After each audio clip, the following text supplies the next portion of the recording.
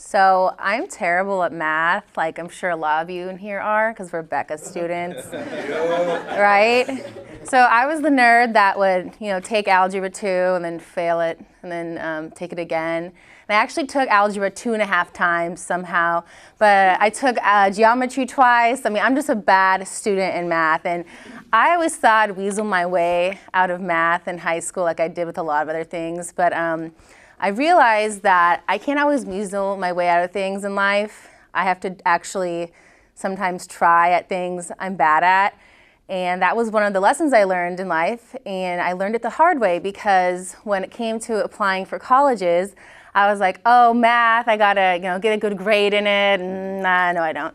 So I'm just gonna, weasel my way out of math like I've been doing my whole life, and I won't have to go to community college. And well, joke's on me, I got a D in geometry. No, I got a D in Algebra 2.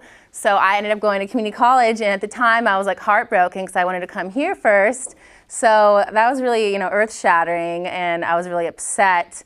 But whatever, life goes on. But I realized that when you work hard, work hard pays off, and it will get you where you want to go. But I learned that the hard way because instead of coming here and doing dorm life for the first, year or two, I was at Diablo Valley College. Anyone know where that is? Yeah, so I was doing that for 2 years.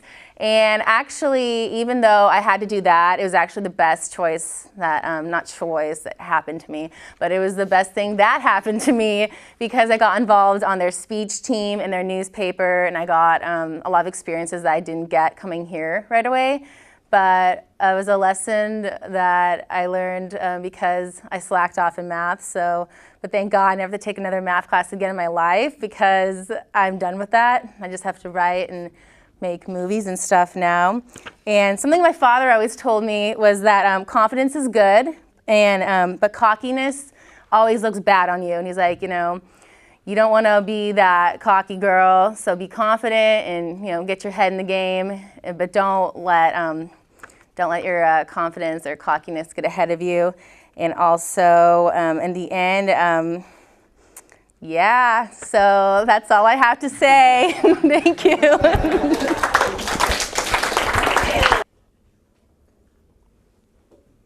Okay, so many of us are in college because we want to be successful in our lives. But if you ask yourself the question, what is success? Then you really start to think about, maybe I don't need a college degree to be successful. Being successful, you need to be persistent, you need to have a passion, and you need to have a drive. Now think about someone you know or may not know personally that does not have a college degree but is successful. You have that someone? So what is it about them that got them there? So I would like to use 2 examples of 2 people I admire the most. One who doesn't have a college degree and one who does. And those are my parents. My dad does not have a college degree, but I would consider himself successful because he does make a 6-figure, and he was able to get himself out of what he calls the ghetto of Pasadena, which is not really ghetto. And I think there's some traits in him that I hope to have in myself. As for my mom, she came from a privileged family. As I like to say, I like to call them the Family Guy, Lewis and Peter, the whole dynamic of that. But basically, my mom also makes the same amount as my dad with a college degree. So it doesn't, in my opinion, doesn't really matter if you have this title to you. A lot of us have it because it's safe and it keeps us, protected from failing. But if you start to think about what is it that I really want to do in life and how can I execute that, then I think anyone can be successful in what they want to do.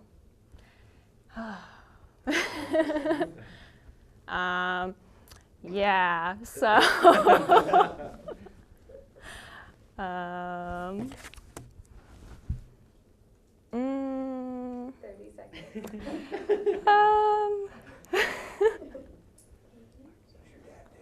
Oh, okay. Thanks for that. So my mom's a psychologist. She helps kids who have been in foster homes that have been abused in families. And My dad is director of sales for a valve company who sells to pharmaceuticals and basically any company that really needs a valve. So, yeah. The end. All right.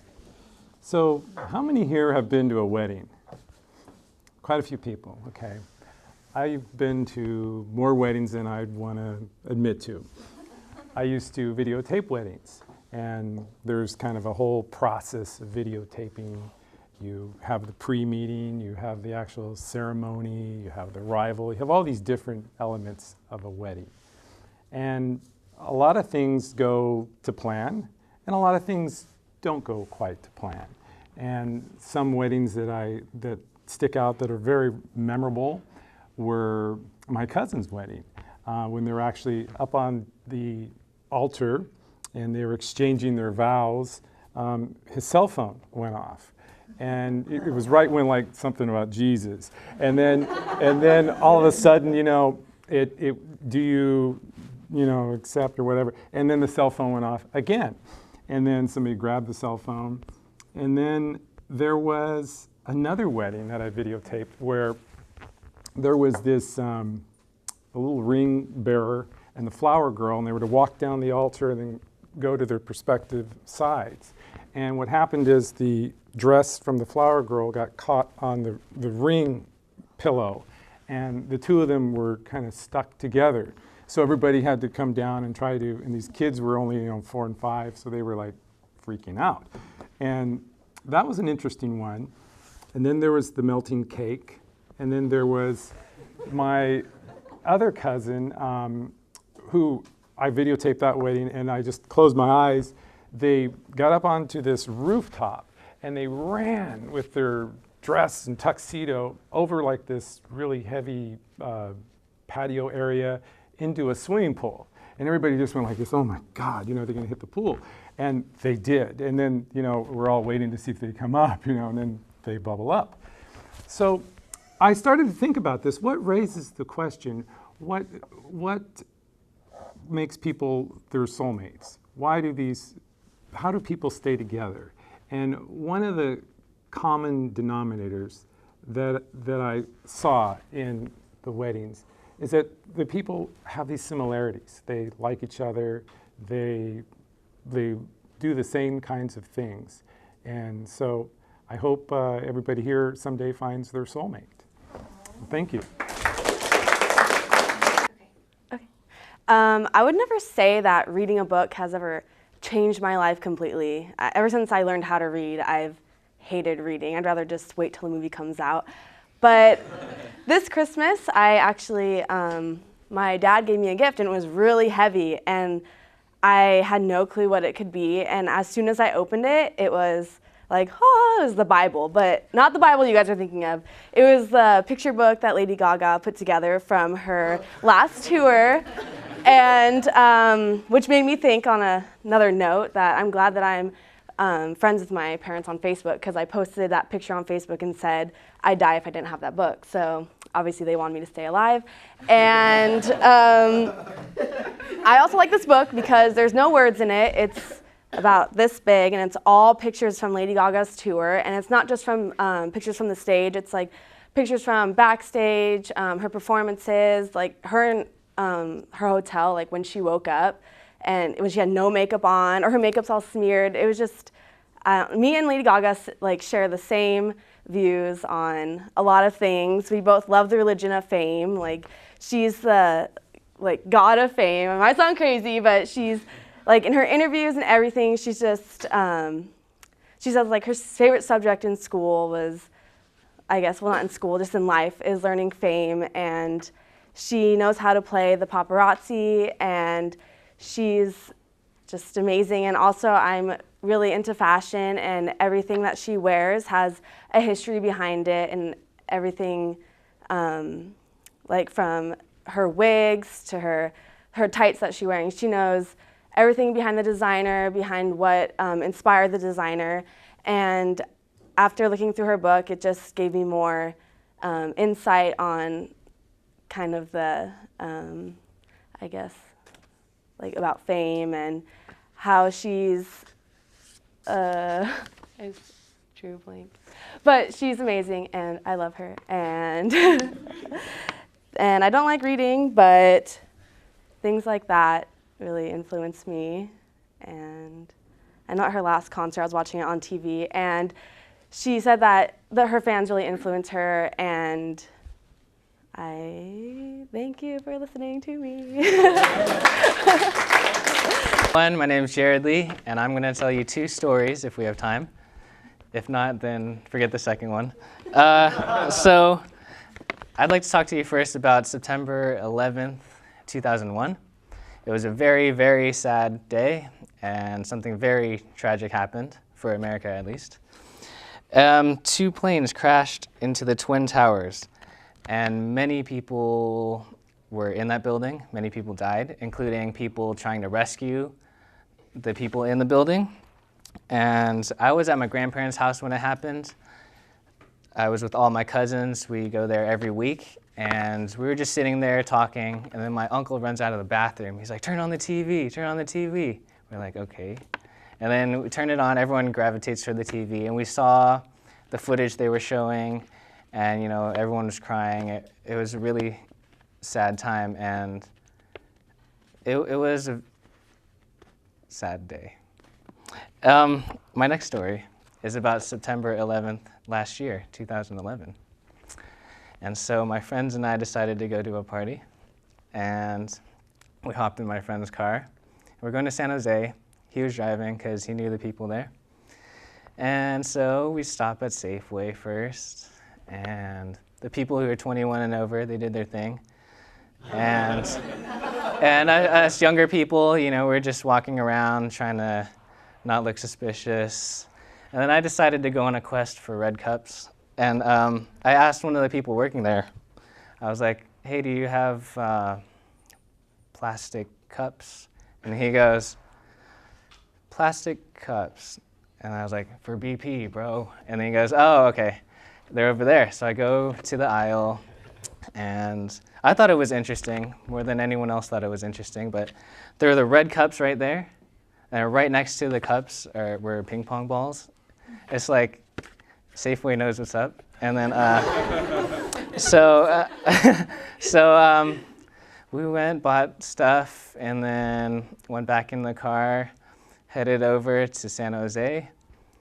And yeah, so hopefully none of those events on 2001 happen again, ever. Thank you. So the other day, I was on Facebook, as usual, and I was Facebook stalking, and don't lie, I know we all do it, yeah. So I was looking at a friend. I was looking at a friend's profile, and I was like, okay, la la la. And then I saw this video, and it said, best cry ever. And I'm like, heck yeah, I'm gonna look at that. So I went onto YouTube, looked at it, and it was this guy, these 2 guys. One was like, I love you, man. And then this other guy is just like, out of nowhere, he's like, "Mwah," for a long time, and I'm like, whoa. And so then in the side part, it's like, best, or like sorority girl crying. So I'm like, I'm gonna click that, because I'm a sorority girl.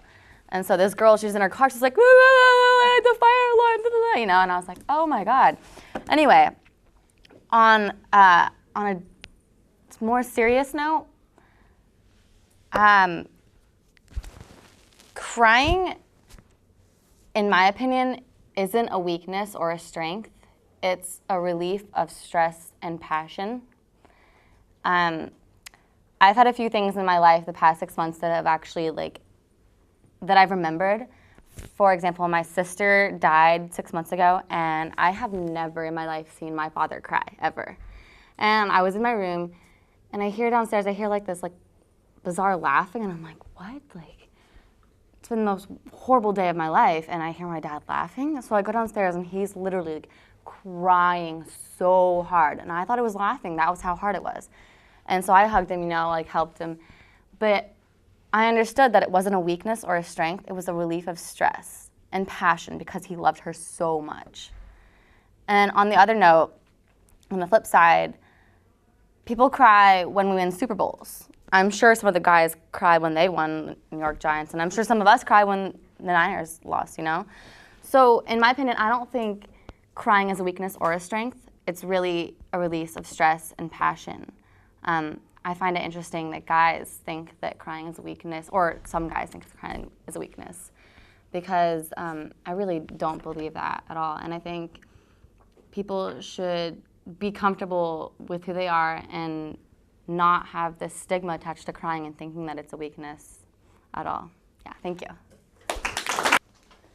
Last night I was on Netflix looking for something to watch, and I stumbled upon Prison Break, and I thought, okay, I'll start this series. Like, I've heard a lot of people like it, so I decided to check it out. And I fell asleep watching it, but from what I get, it's about two brothers, both in prison, and one of them is on death row, which really got me thinking, unrelated to this prompt, of course, what my stance on capital punishment is.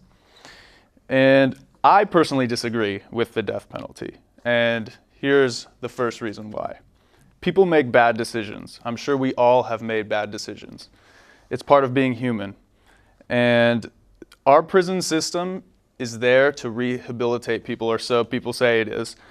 And I don't really see it as being a goal prioritized by at least the state of California. The second reason would be that other countries have much less violent crimes than we do. Now, I'm getting this knowledge based off of Bowling for Columbine, which I'm sure a lot of us have seen, which it shows a lot of stats about gun violence and murders in different countries, and the US has just a great number more than any other country in the world. And for example, Norway, what they would do if someone were to have killed someone with an axe, they would put that person